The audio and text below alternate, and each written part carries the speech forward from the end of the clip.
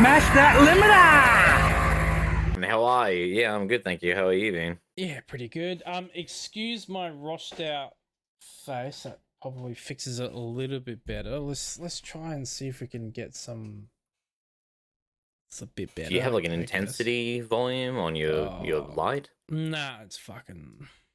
Nah, I've just closed the blind a bit and it's a little bit better. But I really need to get a new webcam. This thing is just fucking shit. As you can see, like It's real, official. It's like it's fucked. I have been spending this whole time while we're waiting to try and get the lighting right, and it just even now like with a ring light on me and that at the moment it's just looking like dog shit. Anyway, you could probably the reason why we were going to start at 10, but we started a little bit early is there is currently a thunderstorm outside at the moment, and we could very easily lose power at any moment. We've already lost power this morning, so thought let's just get the stream over and done with and race against time and see if lightning beats us to completing the podcast or not. So we're living on the edge. Always. Yep, so I've got my prison coffee ready. Because we're out of prison beans. coffee. Yeah. But you ran out of beans. That's a tragedy. I know. So I'm on prison coffee. What is prison coffee? Is that where you take the grindings and then remake coffee with it? It's just instant. Oh. Just instant coffee, yeah. Oh, I see. Because, now I'm a prisoner because I ran out of beans. So it's been crazy for you as well as me, hasn't it, Spliffy? Yeah, we've been to say that we've been busy and stressed out would be an understatement because it's been one of those this is a life lesson if ever I've seen it, and it's a what's the word? It is a lesson in patience and a challenge to get through the last month. It is very much a lesson in patience, that's for fucking sure. Yeah. Definitely. I'm just gonna post something in our little chat thingamabobby. So I ended up because I don't know. No, I don't think I did I? On the last podcast, what? I don't think I bought my toolkit, did I? No. So no, I don't think we've been live for a couple of weeks. I think it was last week that you bought your toolkit. Yeah. It's so I ended up biting the bullet and buying the balls to the wall. Oh my fucking god, you stupid fucking piece of shit. Apparently the image is too big, which doesn't make sense because I sent it in the copy image. Just bear with me a sec. So tell us about it all. Tell us about your I don't know if I've actually told you this. So on Thursday, we were finishing up a job. Well, we basically, my manager had put 40 hours on a job. Yeah. And we got the job done in 20 hours to sort of put it into perspective how hard we were working last week. Yeah. And then the following day last week, we went back just to tidy up a couple of last things that we couldn't get done. And then we were doing one final test. And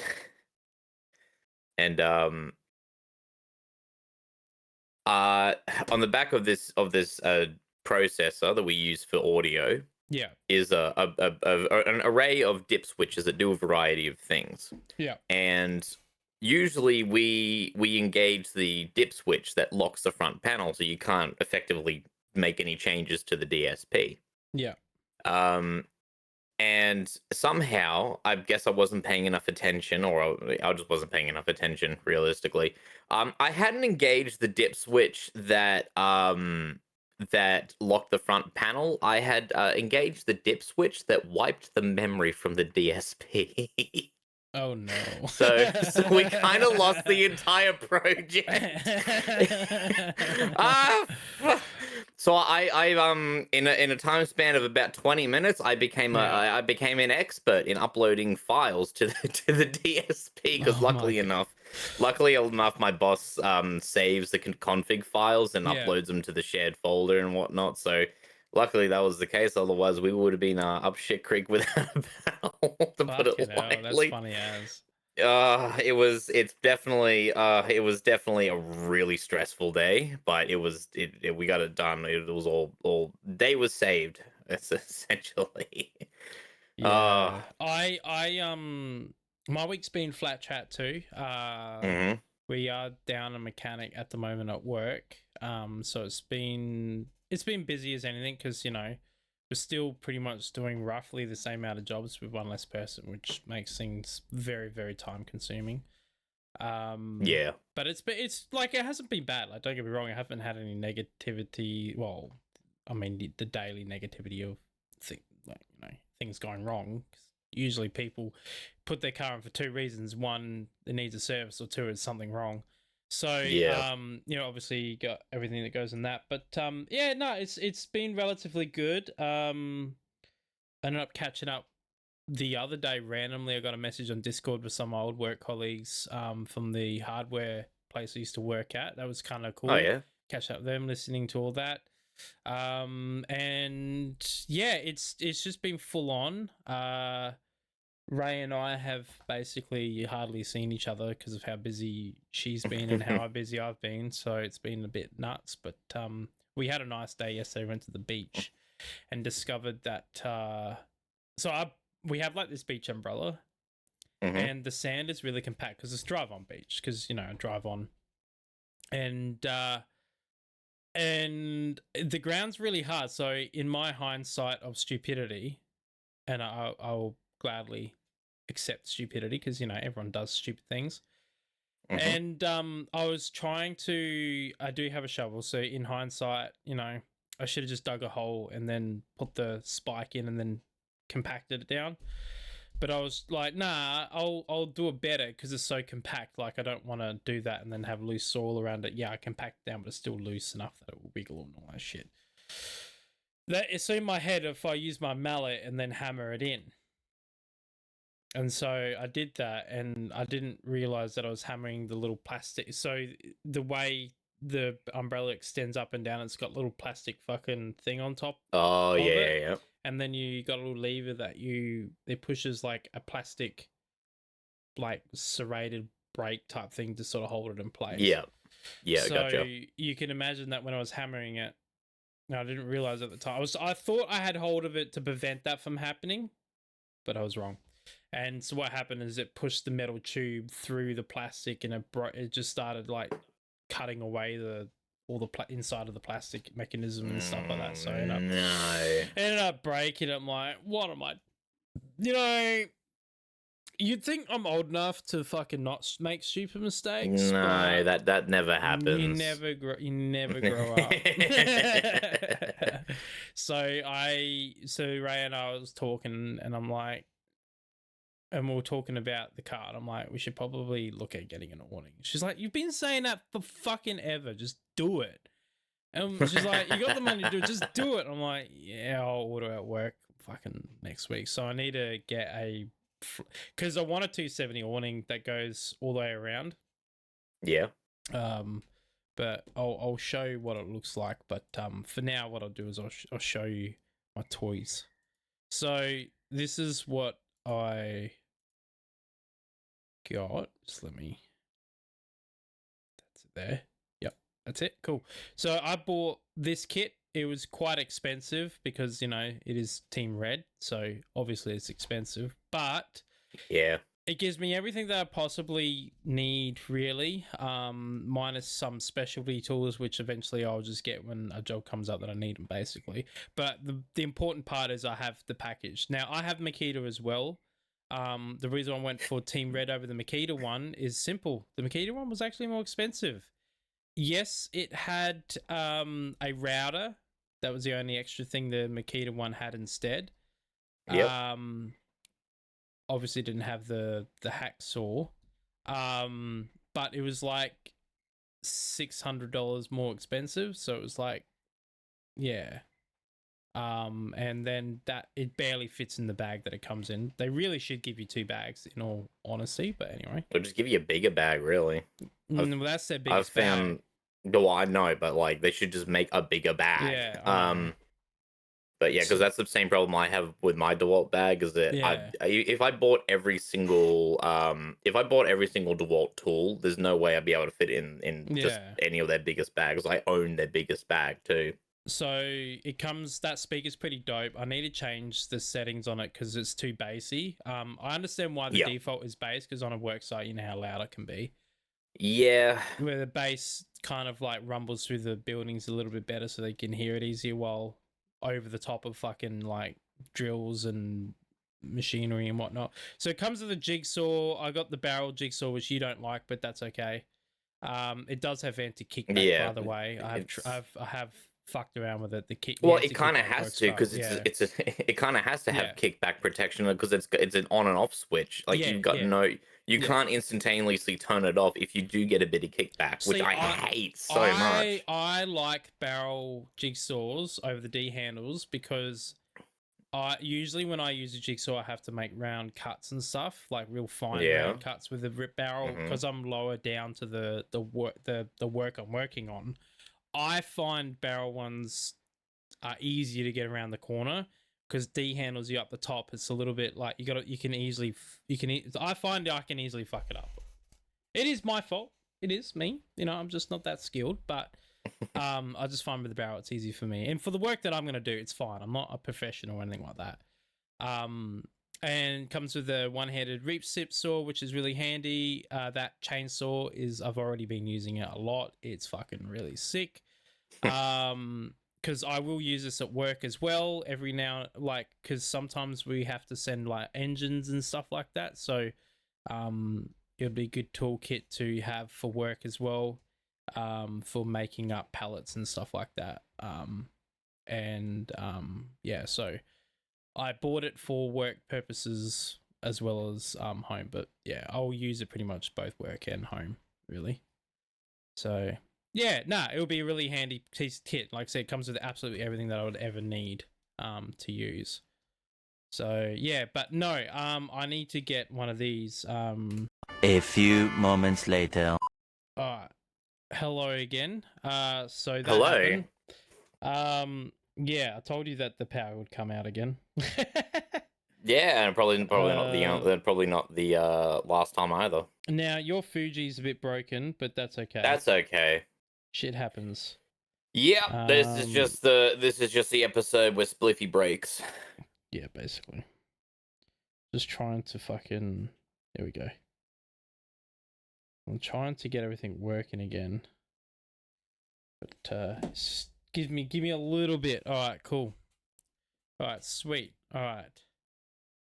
Yeah, I can't seem to get the Fuji to work. Yeah, no. That's okay. It's coming up that you're there on the Fuji interactive thing, but whatever.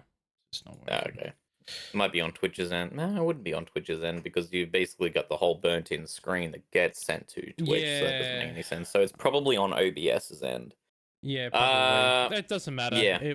Whatever, yeah, who cares? it's all good. And as you People can still see, hear me, my camera is fucked again after spending all that time fucking fixing the camera quality. But anyway. You just need some outboard gear camera stuff, so that way you can turn it on and it just works. Yeah, well, that's why I'm going to get an Insta360 one. Anyway, now what I was going to fucking wrong one. There we go. Here we go.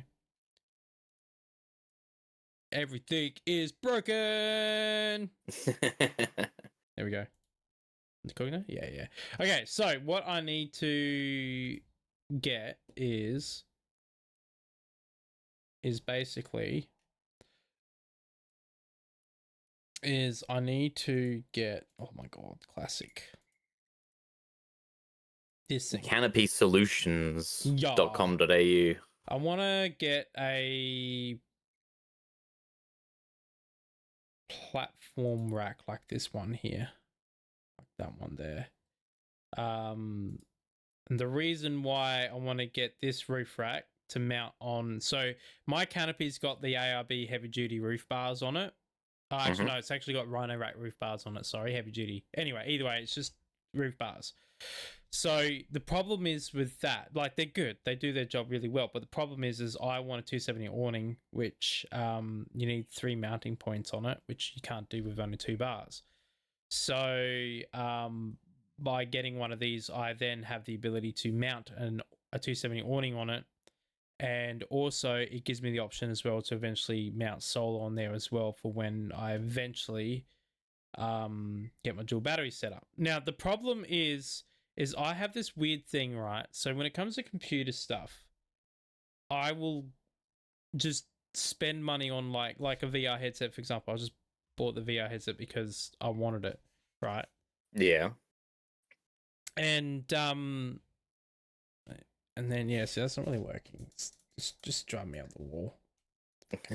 Anyway, but when it comes to my car, for some reason I don't spend money on my car when I really should on certain things. You know, I don't really understand it, considering I use like my car's more useful than my computer because I can't really take my computer everywhere. But the awning I want is actually, I know it's King's, but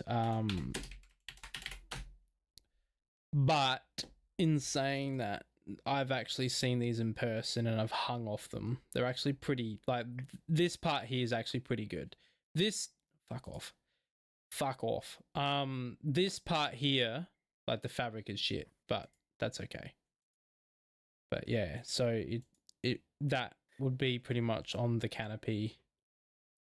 And as you can see, it's quite big. Mm-hmm. And then yeah, you just hang it off the back of it. What about like okay, yeah, okay. So that's the King's, is it? Yeah, well the thing is, if you were to buy any other brand awnings, they're in the thousands, which I don't want to spend Yeah, okay. thousands of dollars on a fucking awning.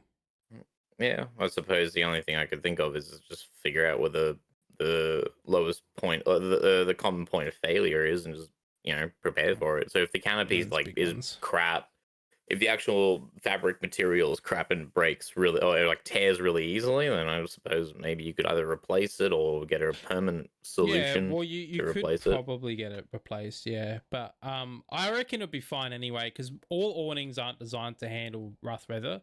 So if as long as you just don't put it out on gale winds, you'll be fine. But I think these awnings are better than the ones that, like, I hate these pull-out awnings. They're just so not useful to me. Like, I just don't like them, and they're always flimsy. With these bars, like I said, I've hung off these bars. They're quite sturdy. Versus these are just gnarly shit. These are actually built stronger, so they'll handle a lot better. Their gazebos are terrible, by the way. I wouldn't recommend their gazebos. But you can also get these ones here where they don't go around. But I want the wraparound one because the two most common spots on my ute is the side and the back of the ute. So, and I've had someone ask me, "Oh, do 270s work on utes?" I'm like, yes, they do, because the display vehicle that they've got is literally a ute.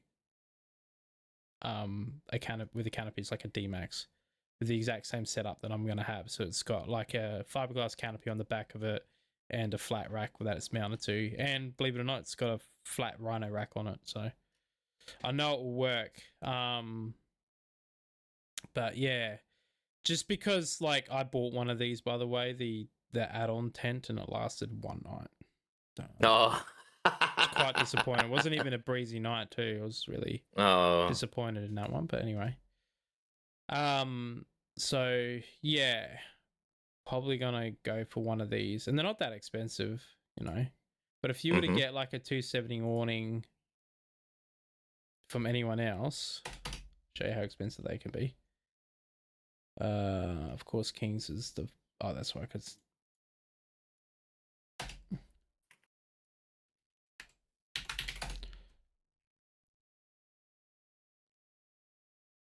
the dunes. See, the problem is they've got the poles. I don't want the poles. But here we go. Here's a freestanding one. So it's like over $1,000. Yeah. I mean, yeah, the materials are better. It is more heavier duty. And this one actually has lighting on it, which won't do me any favors because I don't have any way of powering it. But you know, quite fucking big. So yeah, I don't know. Don't really want to spend that much money. Darchi ones are really expensive, but they're actually made out of real canvas. Well, that probably works out cheaper in the long run, depending on how often you use it. Yeah, well, I want to see how it goes anyway. Yeah. So we'll just go with that. I mean, you may as well go with live with the entry level and then work your way up from there, I suppose. But yeah, I'm definitely gonna get definitely just gonna bite the bullet and just get it. Yeah, I'd say. But yeah. So I'm actually gonna be. Yeah. Sorry, I was just gonna say I'm gonna be biting a bullet this week as well. So. Oh yeah, what are you doing? Yeah, so I'm a big fan of the DBX 286S audio processors.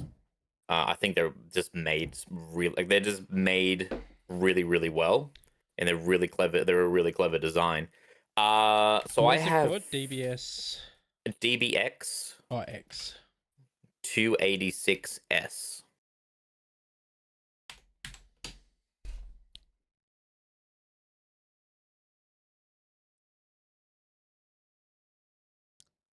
So it's one of these fucking doohickeys. Yes. Yeah. That unit is awesome. It's my favorite actually out of everything. So and the reason it's my favorite is because every single potentiometer, every single knob is a step knob. Yeah. So it's effective, but you can also buy like 2 of them. Yeah. And then get the exact same values on all the potentiometers on both units. It's really clever. So I own 4 of them, and this week I'm gonna be ordering another 4. And the problem with those units is that they're always out of stock.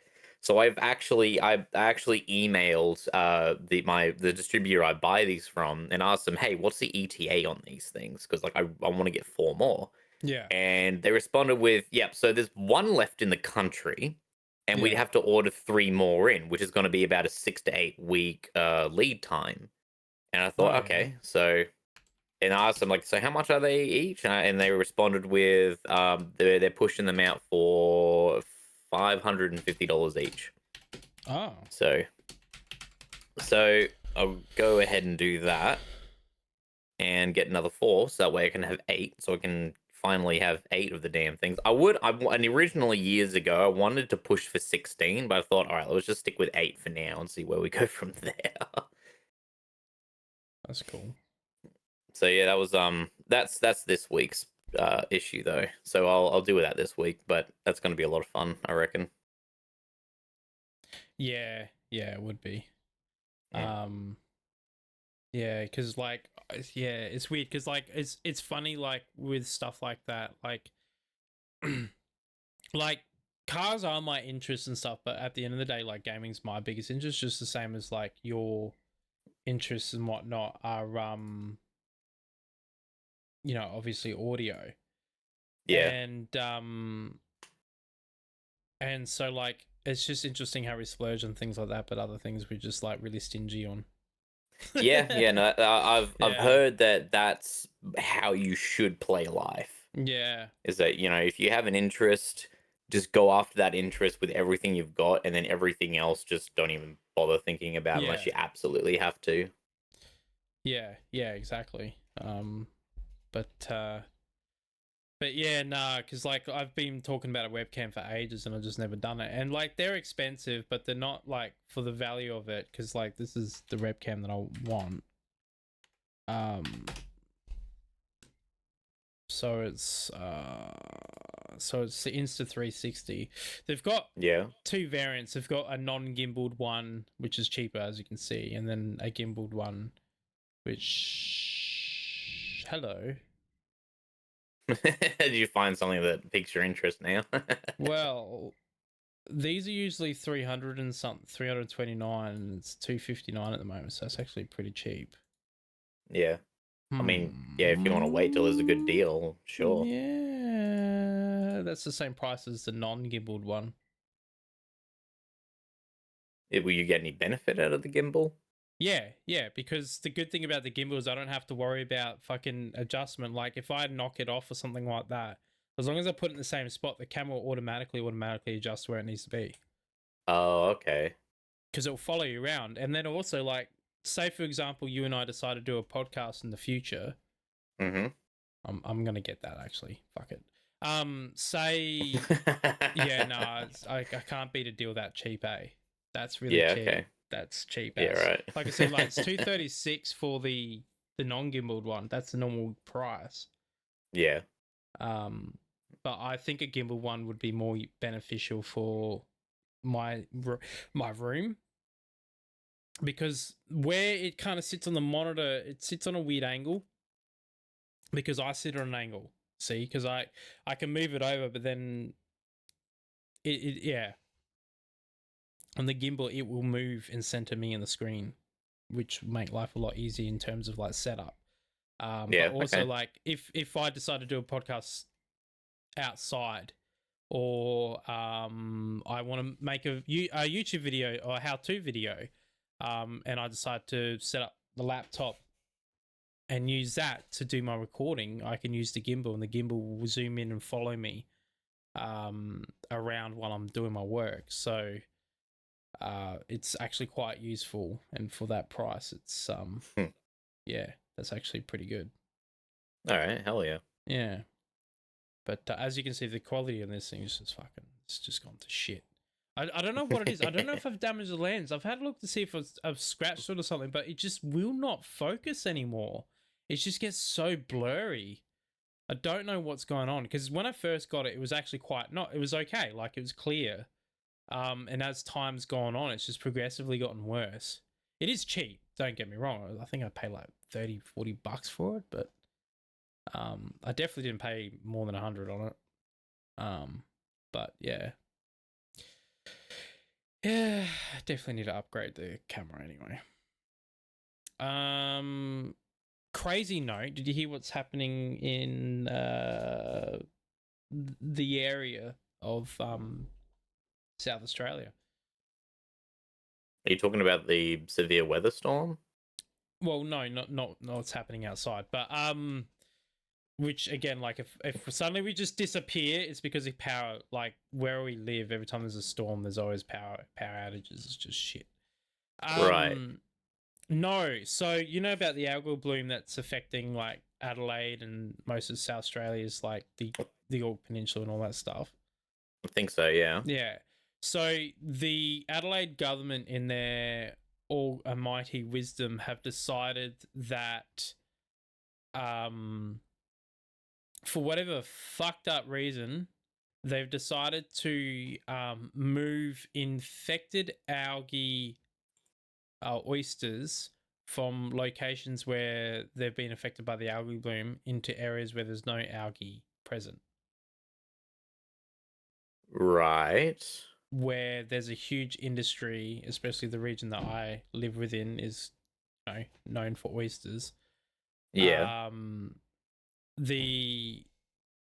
So they're moving and basically potentially they're going to spread the algae from an area that's infected to an area that's not infected, which is dumb. Yeah, that's really, really stupid. Now, like, there is a lot of people saying, "Oh, there's science behind it." Blah blah blah. The government knows what they're doing. Blah blah blah. Actually, no. There's one thing I've learned: is the government does not know what they're doing. There's actually scientific papers on what happens if you move oysters from a algae infected area to a non-algae infected area, and how it actually spreads. Because yes, the oysters are filter feeders, which means they eat the algae and consume them and get nutrients from them. But the algae strain that is affecting our waters is killing oysters too. So that's not really great. But it also will still settle on the shells. It will settle in the crevices and stuff like that of the oysters. Like algae is like free floating, just it's everywhere. Like it doesn't. It's mixed in within the water, which means it's everywhere. So by moving an infected oyster into a non-infected area, you are transmitting essentially the disease, which is dumb. And there's heaps of papers that have proven that this has happened in the past, because it has happened in the past. The reason why they're doing it is to try and keep the oyster farmers' infected areas alive, keep them financially stable. but they're also going to destroy the farmers that haven't been affected and can pick up the slack and supply oysters for the nation that obviously due to a shortage because can't eat them. So yeah, so what's happened is all the farmers and that have blocked every single boat ramp to prevent them from doing that, which is exactly what's going on. So yeah, it's pretty big news. It's good. Yeah. People are like, why do they work together? And I'm like, well, because why would they? Why would they allow their livelihood to be affected? Yeah, it's unfair for the ones that have been affected, but that's not their fault. They need to look out for themselves. It isn't being selfish when they're working together on it as well. So, yeah, I don't know. In my knowledge of aquaculture, what the government should have done is give them money to set up fucking land-based tanks to grow them, because in Port Lincoln they literally grow oysters on the land. They have big ass tanks. They don't grow as healthy and it is costly, but at least it will keep their business alive. And then they can also clean and give nutrients and sort of keep the oysters alive, and then sort of flush out the algae systems and clean them and kill them, while basically de-sterilizing the algae and putting them in quarantine. Sterilizing the algae and keeping the oysters in quarantine and cleaning them so that way they can be eaten. I don't know why they don't do that, because that to me, yeah, it's expensive, but you're already spending hundreds of thousands of dollars to fucking ship them on a truck out and then dump them in the ocean. Like, that's fucking an arm and leg in itself too. So, at least if you set it up near where their operations are, it's less distance to travel with that same truck, and you can use temporary ponds. Hell, you can even just buy water tanks, cut the top off them, and then you just use that. Like, you can simplify it. You can do it cheap. Like, I don't know. Government are stupid. We know that. Yeah, the problem is they listen to idiots, and the money talks more than the actual people that have knowledge and stuff. So I don't know. The ironic part is that if you speak to the people, the ironic part is that the farmers can actually bring in you a lot of money as well. So it just doesn't make any sense. I know the farmers probably wouldn't mind that idea either, because then also they don't have to travel fucking an arm's length to the Eyre Peninsula to then retrieve their oysters. Because I presume that's what they're wanting. They're wanting to put them there, and then I don't know. I don't understand. I don't get it. Like, I know that they had this grand scheme idea of using oysters to filter the algae out of the water system. Mm-hmm. But the algae kills the oysters. Right. It kills clams. It kills oysters. It kills shellfish. It kills cuttlefish. It kills squid. It kills sharks. It kills dolphins. It kills seals. It could kill you if you're exposed to it long enough. Like, it's really bad to the health of people. Like, there's so much research on the negative things on it, and then they have these propaganda posters that were saying it is okay, blah blah blah. But then underneath it's like, please avoid constant exposure to it. It's like, come on. Oh no. Like, just be upfront. I know you're not trying to bring mass panic and all that sort of shit, but honestly, like, come on, just be up. If people are upfront about it, it'll be a lot better. It is a hard sort of battle, because in all honesty, there's nothing you can do about it. Like, research has shown that you kind of have to let life itself clean itself up. Like, it's one of those things where you just have to let nature sort of settle itself. It will equalize, and it'll balance itself out. It will dissipate eventually, and then everything will come back after a few years. There's not a single... This is just one of those things that, I'm sorry, humans, but we just don't have the capacity or the ability to fix this. We just don't, because it's just one of those nature things you can't control.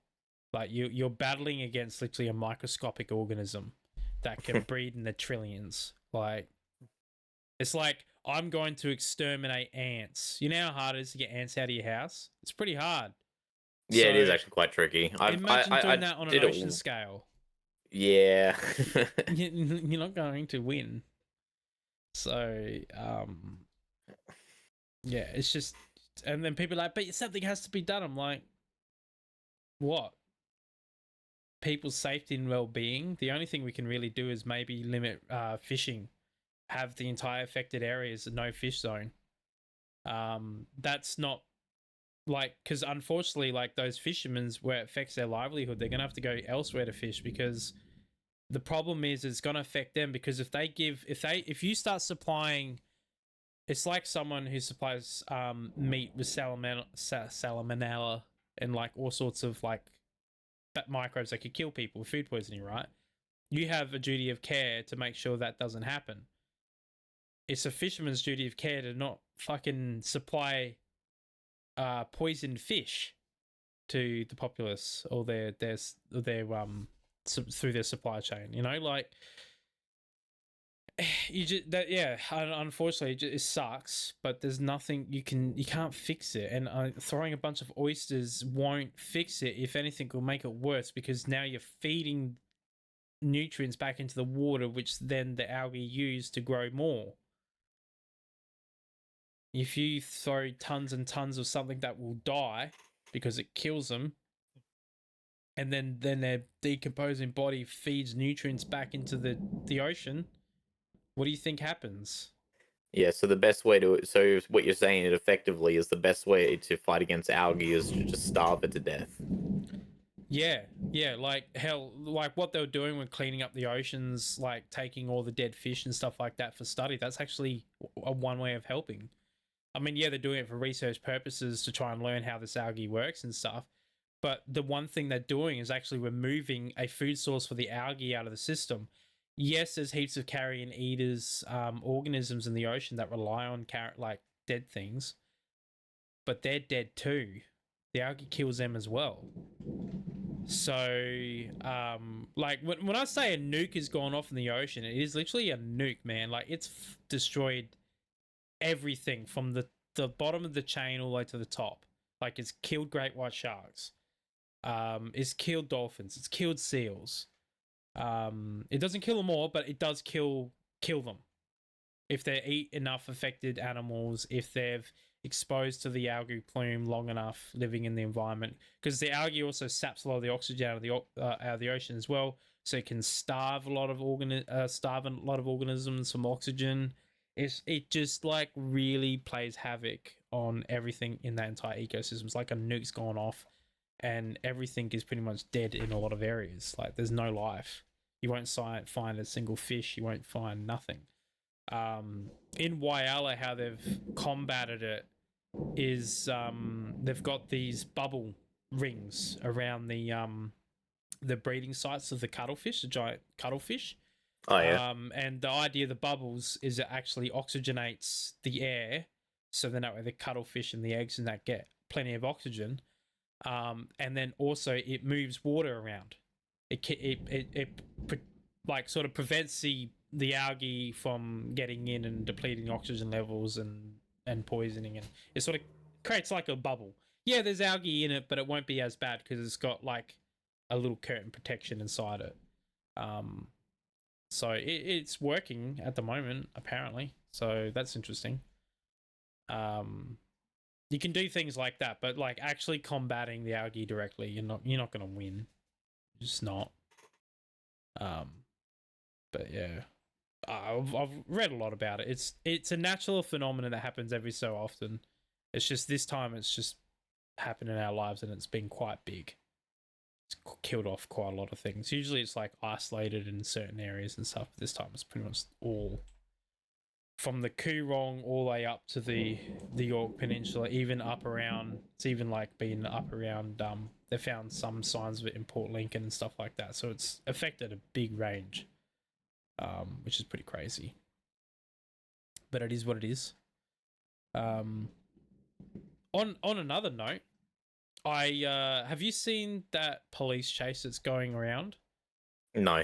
So there was in America. It happened in America, of course. It's always in America. I wonder if I can show it. See if I can show it. I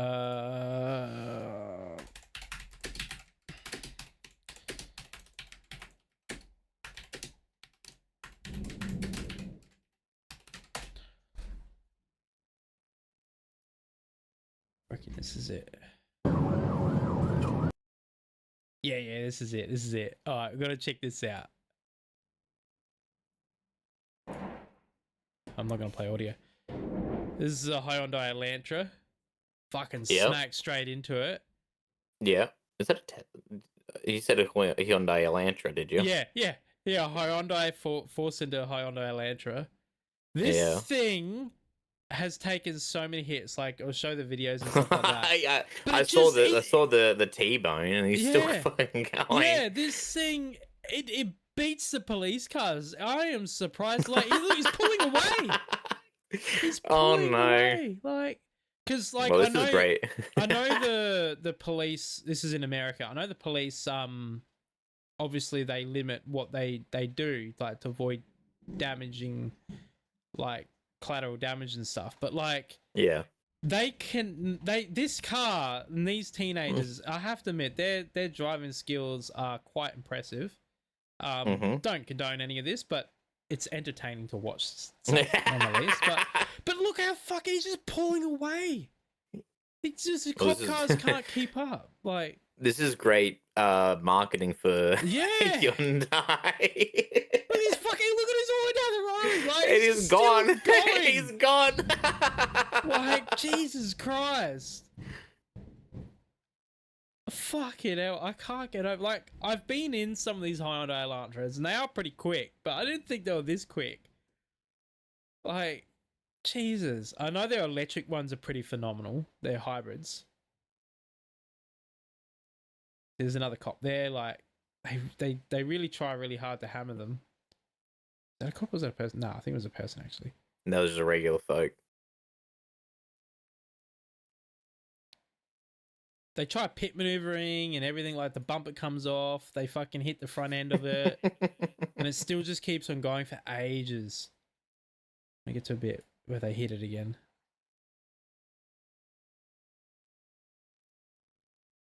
There he is. Woo, look at the side. They've hit that side too now. And they're like, yeah, we've trapped him. And he's like, nope. Like, look at that handling. Like, he's boogieing and it just sticks to the road. Like, that's impressive. Yeah. This is a really good marketing scam. Hyundai. Yeah, it Seriously, really play is. this video. Hyundai, indestructible vehicles. Yeah. Even the braking, like, the braking's really good on it. Like, I'm just impressed. Look how quick he slows down. Comes in the corner. The airbag's already gone off. Yeah, well, that's probably to be expected. But so it's I do think that's a safety feature, Hyundai. I think that you need to do what other brands do, that when an airbag goes off, it disables the vehicle. I'm pretty sure that if you get because I'm pretty I was shouldn't actually really thinking about that. away, you know. Maybe that should be something you could do to improve your cars. You should definitely watch this and maybe think about that, because I do think an airbag deployment should definitely not allow you to move the vehicle. I know someone could argue. The only look at that, that's crazy. Speed wobble, shit's going everywhere. Oh, and it's still fucking. Oh wow. I know you want to, if you can move the vehicle off of a dangerous intersection, then you should, or a busy intersection, you should be able to. No, you shouldn't. Why not? Because if you get in a T-bone accident that will deploy the airbag, you're not supposed to touch anything, because crime scene have to come in and assess the damage that was done. Okay. That's why. And then it's up to the police to move the vehicle with a tow truck. Right. Because if someone T-bones you, that's a pretty serious accident. Therefore, you shouldn't really be moving. Don't worry about other people. All you need to do is just go off the road. Yeah, see, look. They smashed the shit out of it. Oh. It still fucking goes. It's still going. He's still trying to go. And he's gone. Look at that. That's crazy. Oh, wow. And he hits the car. And he's still even with that much damage, he still outpaces all those cop cars. Far out. And I'm pretty sure these cop cars will have V8 engines in them too. I'm pretty Probably sure they're all V8. they probably need the get up and go. Yeah, well, a lot of Americans they just love. He's gone through all of that shit coming off the car. It's so entertaining. I like it. Yeah, I like it. I like it how like they like in America they have like dedicated news channels for police chases. Like it just happens that often that you you pretty much those workers would be so pissed off. Yeah, I'd be Like, pissed. look at the carnage.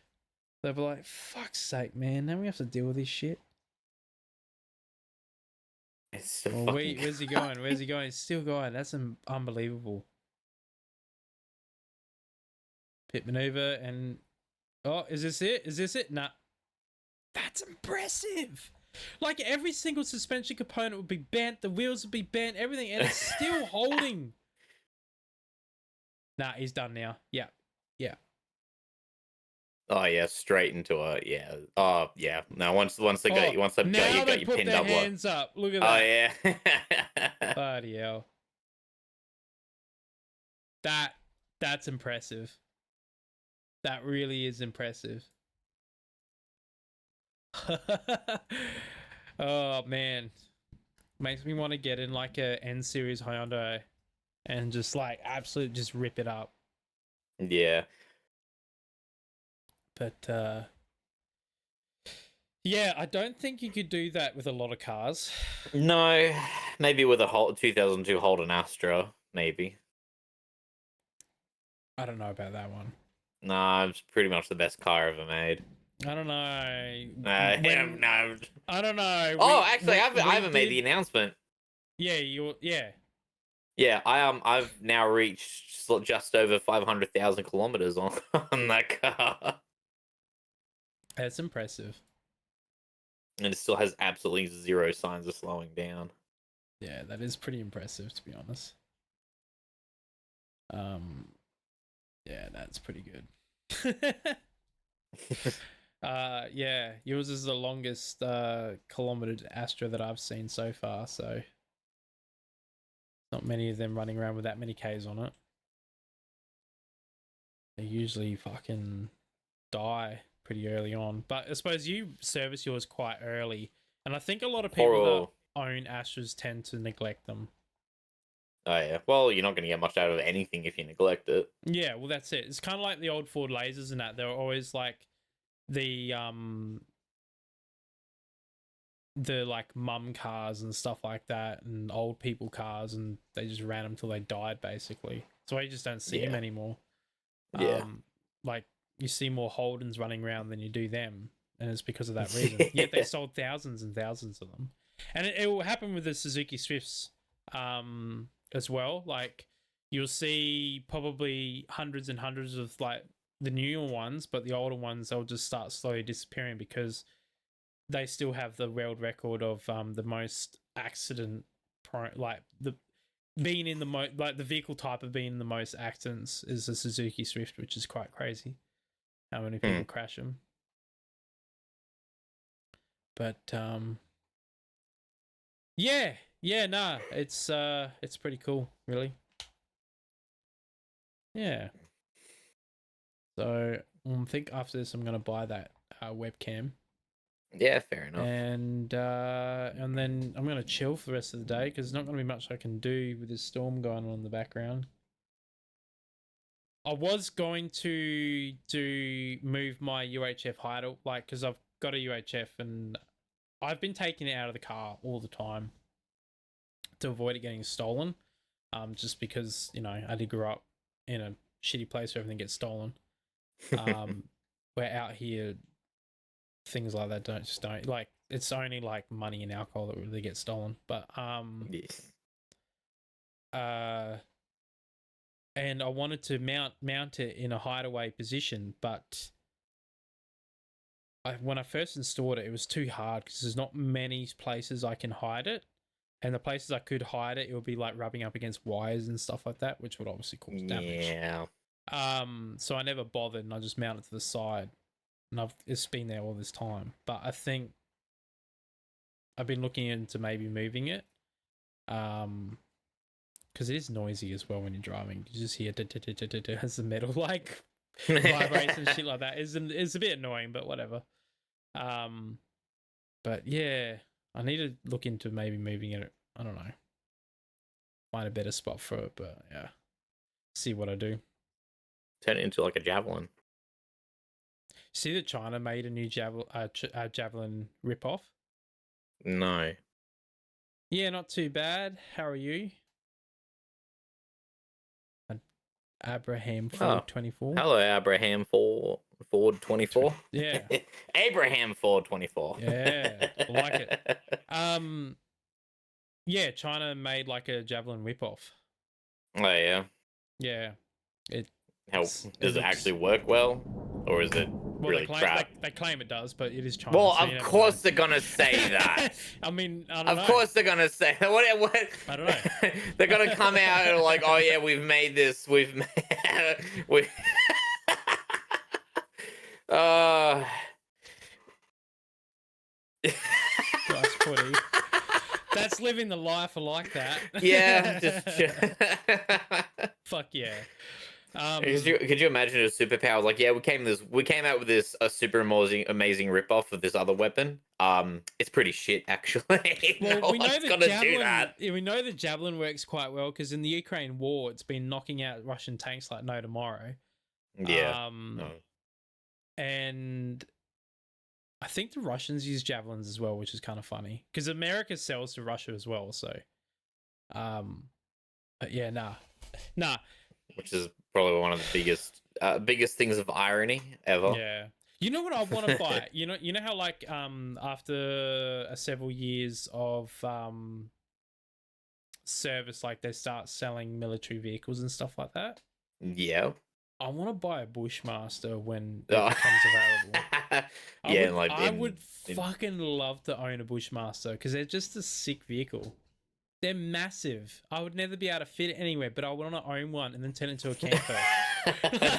I mean, for a camper, it'd probably be perfect. Beyond perfect, actually. You can go anywhere you would ever want. It can carry the weight. It wouldn't be armored because when they sell on civilian, they de-armor them. Well, yeah, that makes sense. It has all the electronics. The engines on them are pretty robust. In terms of working on one, I think they're not too bad from the people I've spoken to that work on them. Because they've got a fleet of them down at in Adelaide, like near Keswick or something like that. There's a fleet of them. Mm. They've got them. Is it Keswick? Yeah, no, Keswick. Yeah, they've got a fleet of them in Keswick. They also have some in Woodcroft as well. So, but yeah, fucking, they're a sick fucking military vehicle. You know what a Bushmaster looks like, don't you? Yes, I do. Yeah. Yeah. I want one.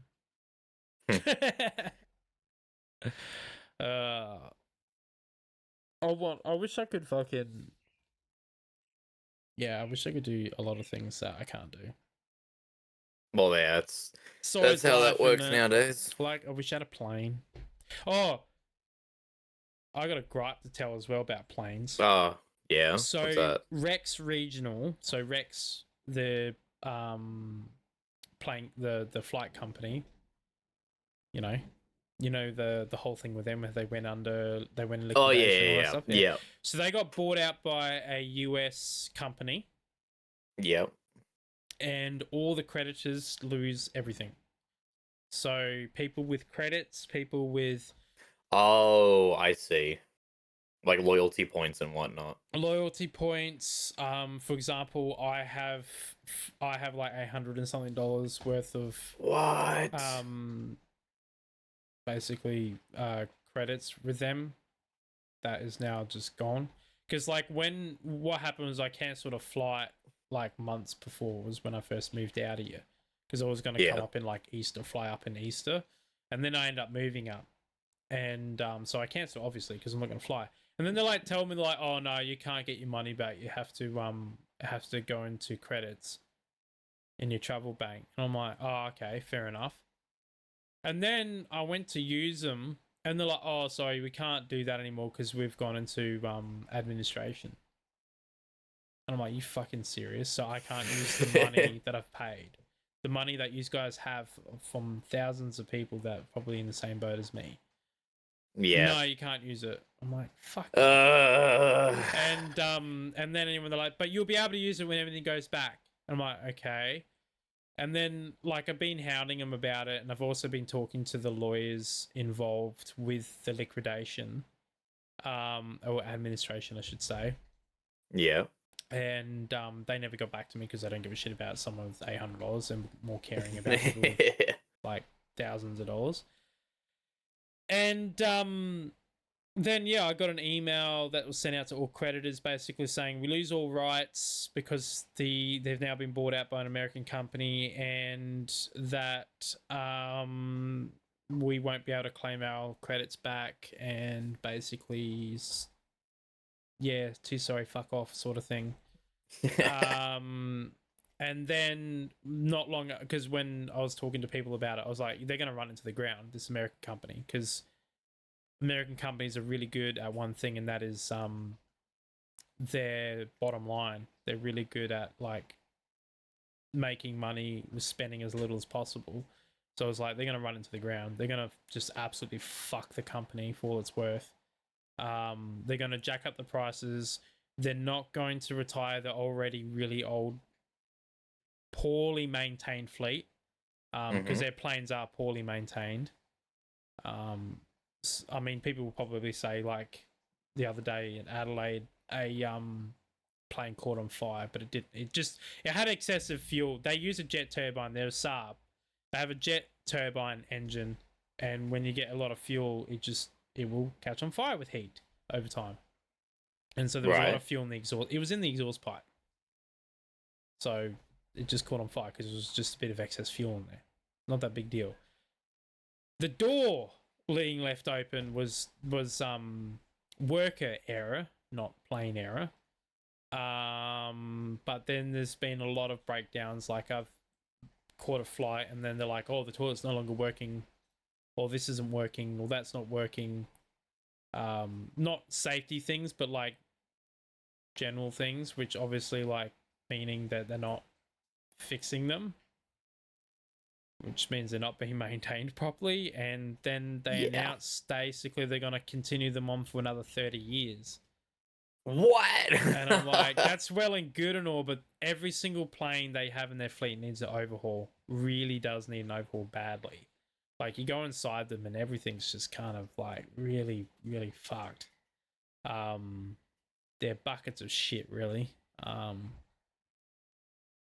But yeah, like they're doing their mandatory maintenance. They would have to do that. But when it comes to everything else, though, it's just not being looked at. It's just not being touched. Or if anything, it's being touched, but the mechanics aren't getting enough time to fix it. Because I bet you when they get it in for their fitness, they're like, it's got to be out now. Because these planes run 24/7. Like all planes run pretty much 24/7 until they reach their hours that they have to get their mandatory maintenance. But yeah, they're going to run into the ground. It's going to be shit. Just sucks. Costs more to fly out here than it does to go interstate. It's a joke. Yeah, it's one of it's when you can load a boatload of passengers onto a plane, you can reduce the cost because you've got a minimum to basically you've got a break even point, and then getting out to where you are is just that break even point is more expensive. Well, it's not more expensive. Let's just say it's the same, but because you've got less people going on the plane, it increases the price of the individual tickets.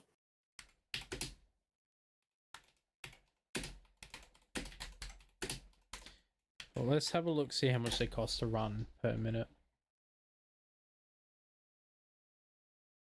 I think that's the plane there.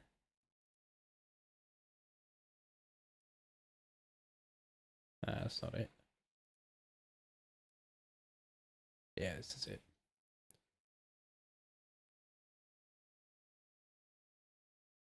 Operation cost. You usually say it when you look up an aircraft. Right.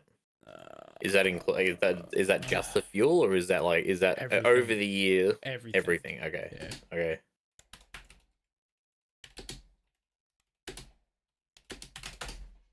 Every plane has an operation cost. Yeah, but like in terms of how detailed they are. So to put it yeah. bluntly, to fly one of those planes, to own one of those planes, it costs between $2,500 to $3,200 per hour in operation costs.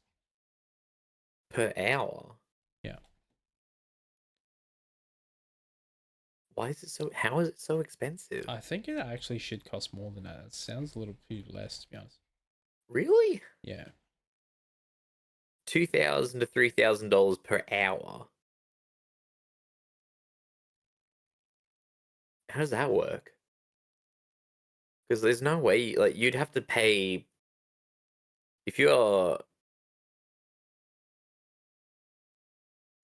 okay. So, and that's a small plane, isn't it? No. It's a twin turboprop plane. It's a big plane, yeah. Oh, okay. Still, that's a lot. Like, that's a lot. That is a lot per hour. How do you actually increase the efficiency of the motors? How do you actually just get that down? Oh, they reckon. How do you make them? No, they reckon some mobs reckon it's actually $700 per hour. Yeah, that would probably be a little bit more.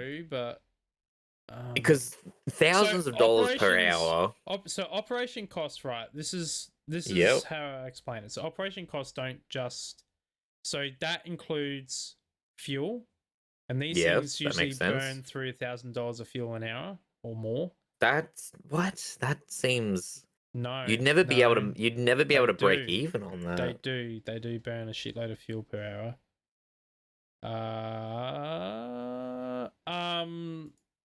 So there's too many fucking. It's all over the place at the moment. Yeah, it sounds like no one can actually agree on what the operational cost of this airplane is. Either way, it's high. It's expensive. But still, it just.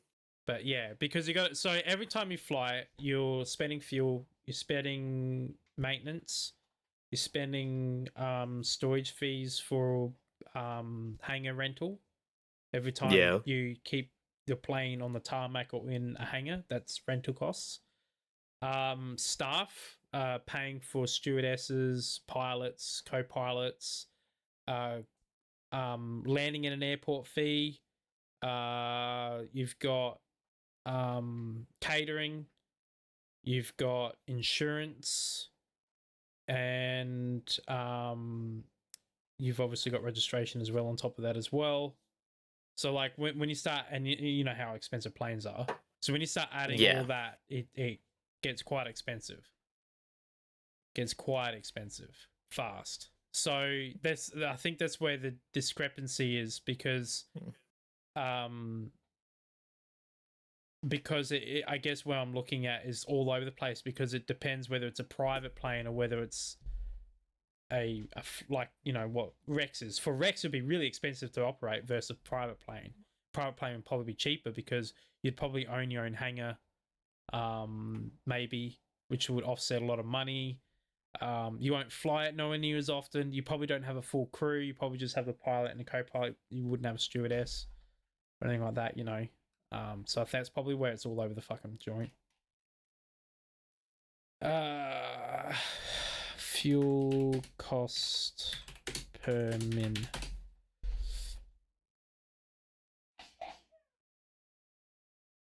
So yeah, so 6,000. So they burn about $6,000 to $9,000 per hour in fuel. What are they burning? Jet fuel. Yeah, okay. Does it really cost that much to produce jet fuel? Yep, they're expensive. There's no alternative methods to generating jet fuel? Generally, jet fuel is about $5 per gallon. Right. And they hold, like, obviously a lot of fuel. So yeah. So when you think about it.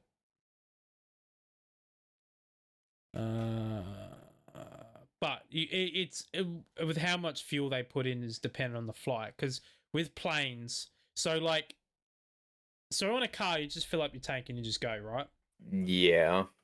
In with planes, with yeah. no, like that's what you do. If you go on a trip, Yeah. you fill up your tank to fuel and you just keep going until you need to fill up again, and then away you go. With planes, you can't do that. With planes, you have to have a certain amount of weight to be able to land safely. And you have to have a certain amount of weight to be able to take off safely, depending as well. Weight is a big thing with planes. So when you fill up the tank on a plane, you got to calculate how much fuel you will have by the end to be able to land safely, as well as have some in reserve if something goes wrong and you have to do a go around, or you have to travel to a different location. When you do your flight planning, you have to plan all that. So very rarely does a plane ever fill up to the full mark unless it's going to get to the end destination and it's going to have those variables keyed into its flight plan. So that's why like the price, like how much it holds is sort of how much you put in it is very sort of all over the place. But the consumption rate's always the same. So it's $100 to $150 a minute that it burns. And jets burn a shitload of fuel. And they are a jet turbine. They have a turbine motor. Same as it's similar, but it's pretty much the same. It's in like a big airliner. The only difference is not a turbofan, it's a turboprop. So but it's the same concept. It's got a jet turbine that spins a propeller that then moves the air backwards, and then the jet turbine also gives a little bit of thrust out the back of the turbine as well. So it's the same concept. Just a turbofan's much bigger. It's got a much more greater volume of air going through it. It's really good for its thrust to weight ratio. That's the reason why they use on airliners more. But turboprops are really good for a lot of different scenarios, like shorter landing and takeoff speeds. Turboprops are pretty good at that. Not so good on massive planes, but that's changing now with technology. So yeah, it's all very different. Yeah, it just seems like just an absurdly high number. It almost seems like one mistake and like that's it. Like your airline's pretty much a bust. That's why Rex went under. Because as you can see, their operation cost regional, they were barely making even, and then they go and make a domestic flight service, and that put them under. That's why. Well, you know, is what it is, I guess. Yeah, I suppose so. Anyways, I think we're gonna call that quits, to be honest. Yeah, no worries. Fair enough. Been on for a little bit. I don't actually know how long we've been streaming for. It's nearly an hour now, but I don't know how long we're streaming. It's probably like an hour and 20 minutes, I'll say. Something like that, yeah. Yeah. Just gotta try and find a streamer. Who can we stream? Change to.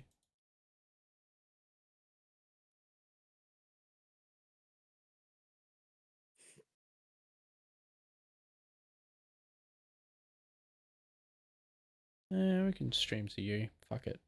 All right. Thank you very much, everybody. Hope you have a good day and night, depending around the world. And I'll upload this on YouTube probably tomorrow, not today, because I don't want the power to cut out while I'm in the middle of editing. I like editing more. Editing.